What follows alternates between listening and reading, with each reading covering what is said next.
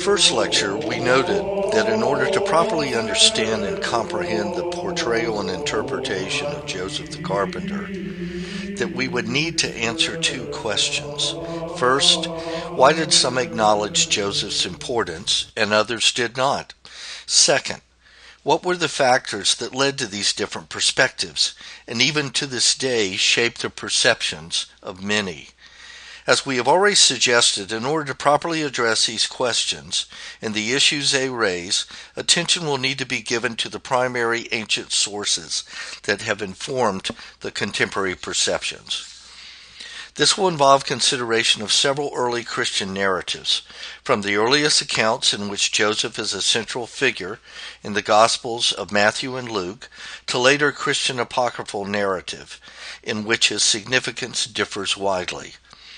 Consequently, in the second and third lectures, consideration will be directed to the earliest Christian narratives in which Joseph is mentioned, the first-century canonical Gospels of Matthew, Luke, and John, in order to establish a clearer understanding of the ways they portray Joseph. As we have previously noted, many of our contemporary perceptions about Joseph are at odds with the earliest Christian gospel writers' representations and portrayals of him, because the records of Matthew, Luke, and John indicate that Joseph's role and place was much more significant than is often assumed. Thus, we will need to recount and summarize what they have to say with respect to Joseph. As we do so, we will also take note of the work of different artists that have positively represented the significance and role of Joseph in their artistic compositions. They provide proof that Joseph the carpenter was an important subject for certain artists, a subject whom they portrayed with thoughtfulness and respect and even veneration. The Matthean account of the birth of Jesus is relatively short, but full of information with respect to the character and roles of Joseph. In it, mention is made of the betrothal of Mary and Joseph, Joseph's fear and concern at the discovery of Mary's pregnancy, his struggle with this, his first dream directing him to accept the child of Mary as of the Holy Spirit, his acceptance of Mary in her pregnancy, his abstention from sexual intimacy with Mary, the birth of Jesus and his naming of the child. In addition, Matthew also tells us about the adoration of the Magi, Joseph's second dream, directing him to take Mary and the child and flee to Egypt, the flight into Egypt, the residence in Egypt, Joseph's third dream, directing him to return to the land of Israel, and the return of the Holy Family from Egypt to Galilee, material found in only 31 verses in the first two chapters of this canonical gospel.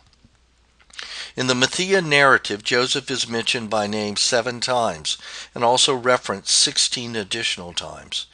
Further, Joseph is also identified as the husband of Mary on 2 occasions. In turn, Mary is identified as his betrothed or wife 3 times.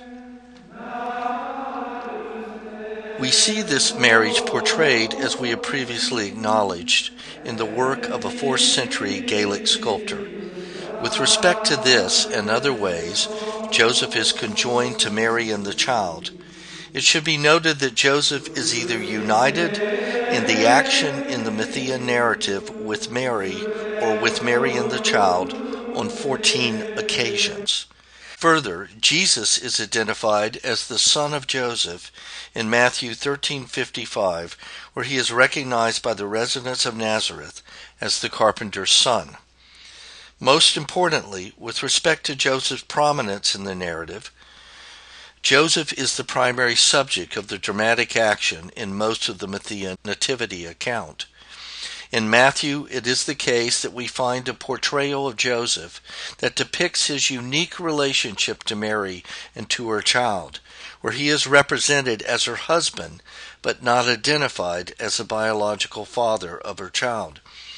This portrait reveals the fear and anguish that gripped Joseph when he discovered that Mary, his betrothed, was pregnant, how these troubles led him to prayer, sleep, and how in this time an angel of God spoke to him, reassuring him, directing him to accept the child of Mary and to name him, thus claiming this child as his own.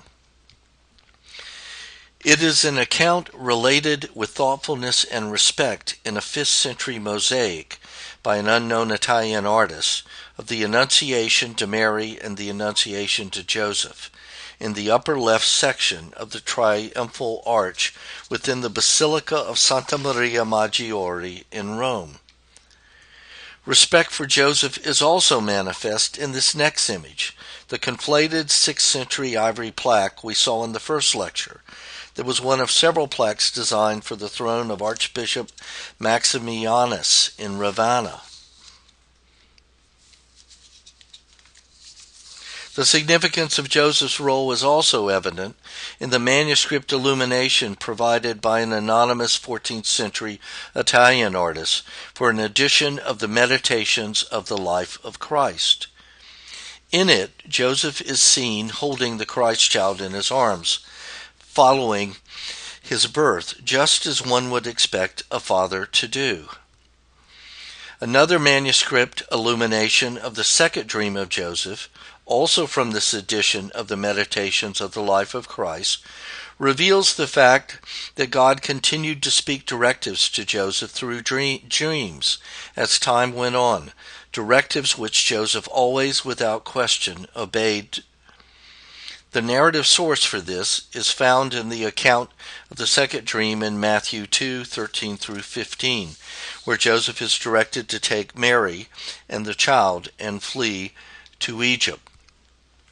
This third illumination, again from the Meditations, shows Joseph carrying Jesus as he and Mary journey to Egypt. Looking at this illumination, it is easy to see that once again the artist has acknowledged the importance of Joseph by portraying Jesus in the arms of Joseph. Subsequently, Matthew tells us that Joseph and Mary and Jesus remained in Egypt for some time. This manuscript illumination shows Joseph and Mary and Jesus living in their home in Egypt. This next illumination shows Joseph engaged in his craft of carpentry while he is living in Egypt.